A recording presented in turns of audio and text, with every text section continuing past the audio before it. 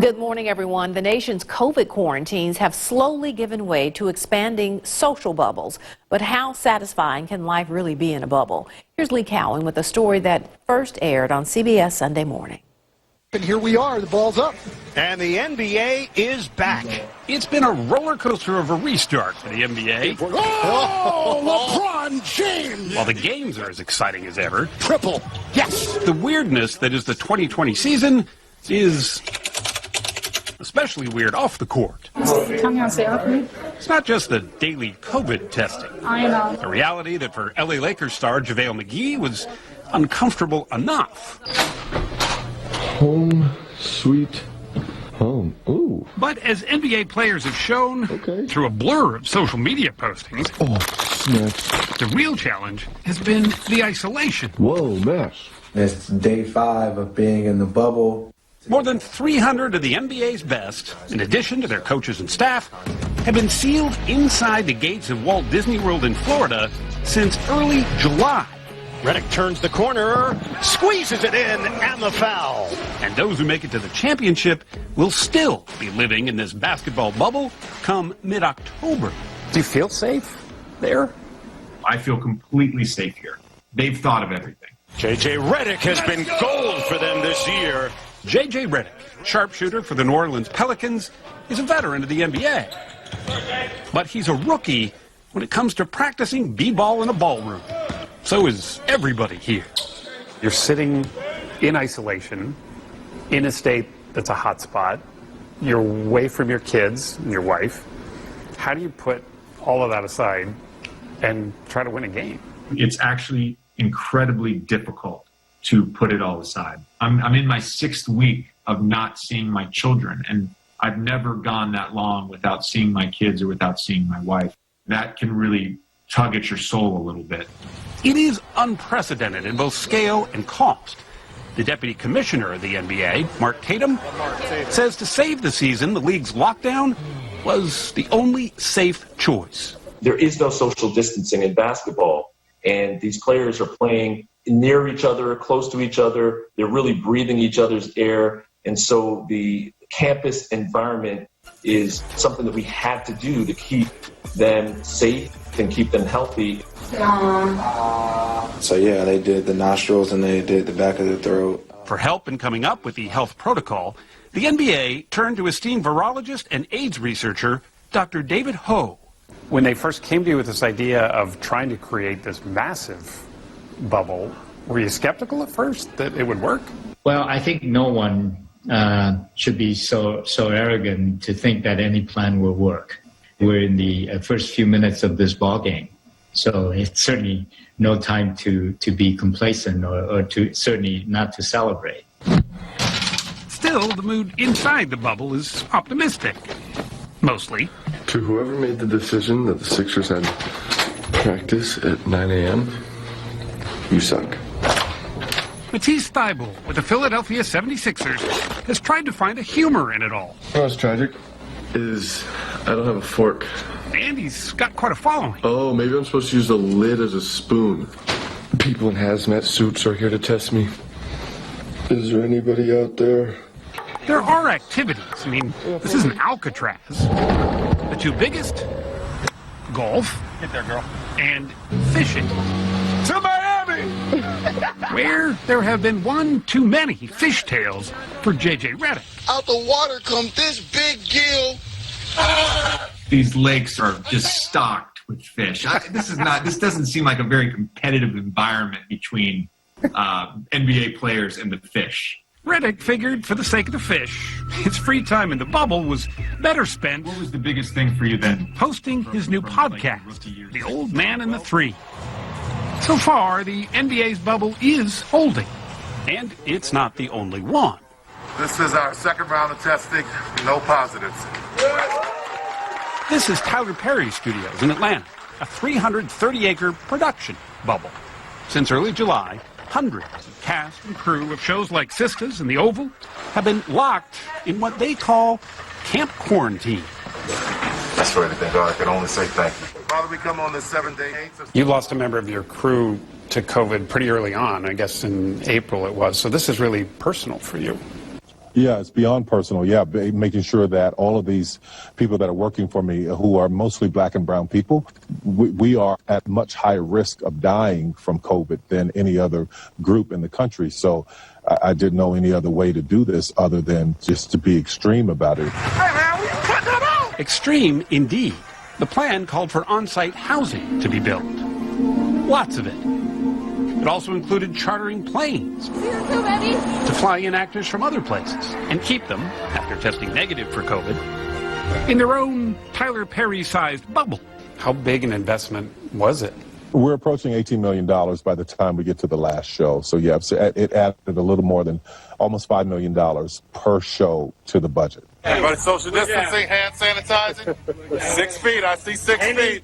I mean, for this to work, everybody's got to buy into it, right? Absolutely. But I did have long conversations with them about understanding the risk of what this is, even though I'm taking every precaution, going above and beyond what any union or the state or the city has asked. And they were like, listen, we're in. We're going to make this happen.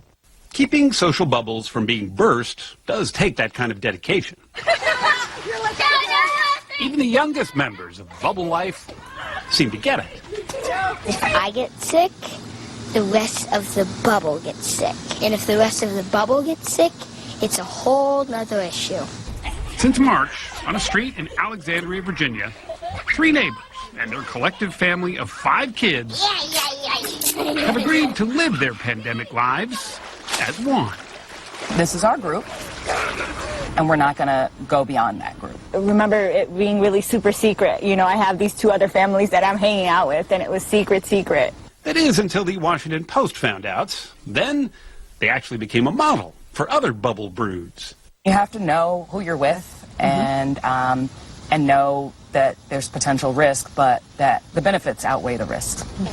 That's so cool! Tara West, Maria Magallanes, and Monica Kramer have made it a requirement that their bubble has some structure. There's chips over there. Oh, we forgot your broccoli and stuff, didn't we? For example, they all share meals on some nights, but set aside family-only dinners on others. What'd you say? It looks good. So everybody put on your masks, please. They take field trips outside the bubble, too. Everybody ready? Usually to places where they can avoid bumping bubbles with anyone else. Jacob, no. Thank you. Please stay together. Every precaution is taken until they're safely back home. It's really fun just not to be like wearing a mask and be like 6 feet and all that baloney. But that's not to say that bubble life is free of frustration. We see each other every single day. And we don't get along. He's kidding, of course. They do get along. They have to. And so do their parents. It's kind of like we're all family now.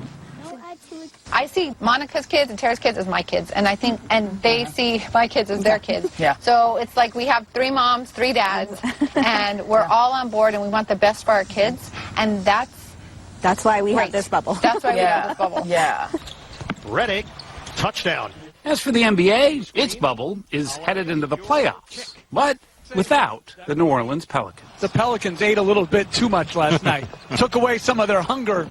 A tough loss sent the team packing this past week. This is the first time in 13 seasons J.J. Reddick won't be chasing a championship. That said, he did learn a thing or two while living life in this very big bubble, that it is possible to beat COVID at its own game. If this virus has shown us anything, is that if we don't treat it with the respect that it deserves, it's only going to get worse. And it has gotten worse. Unless we get complete buy-in on some of these protocols. All right, when we come back, dancing into history. That story is ahead on Mid-Morning. Welcome back, everyone. Aisha Ash has made a career, breaking barriers in ballet, and she's doing it again. Here's Elaine Quijano with her story. After 86 years, New York City's famed School of American Ballet is making history. Not on the stage, but in the classroom. Think about your shoulders and lift. When Aisha Ash becomes the school's first black female permanent faculty member. What's the difference you hope to make for your students? I feel that I have this hyper-awareness now of that dancer who's struggling. and sort of see that sort of self-doubt kind of creeping in. As a teenager, she had those self-doubts in a school with a mostly white student population. When you look at performances, when you look at footage, when you see the images on the walls are everything but your own, that is saying something to the dancers around. But she persevered, earning a spot with the New York City Ballet, one of only a few dancers of color.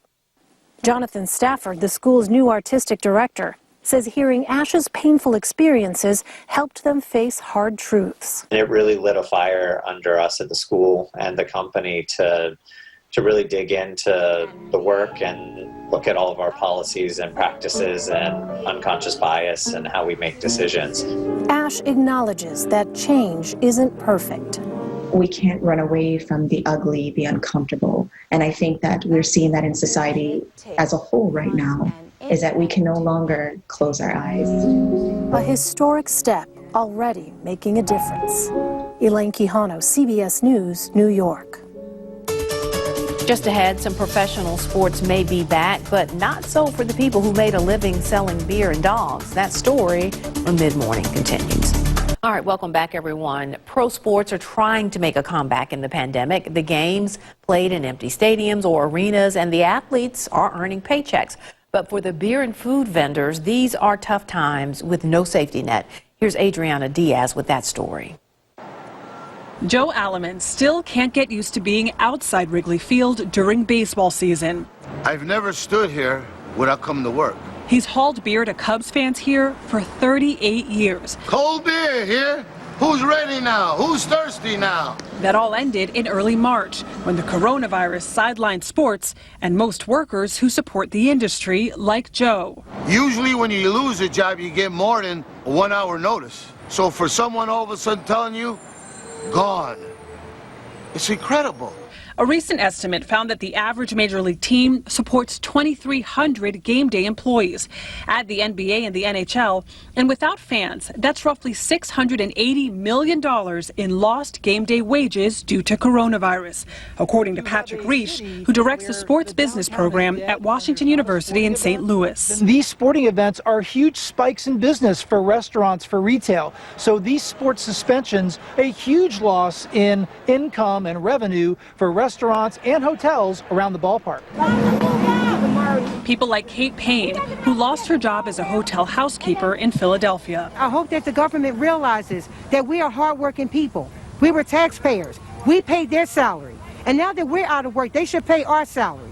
This food distribution, just down the block from where the Phillies play, specifically targeted the city's sports industry workers. Have a nice day. Enjoy your food. Joe is especially worried because he cares for his adult daughter who has autism. What keeps you up at night, Joe? How unsure life is. I'm used to working. I want to work. How are you feeling looking forward? I look at the glass half full. I pray to the Lord. My father is in heaven now with my mom. And he's saying, Joey, you can do it. That's right. Seeking strength from above to stay in the game. Aundrea Diaz, CBS News, Chicago. Coming up, a trip to the Mother Church of Country Music. Mid-Morning, we'll be right back.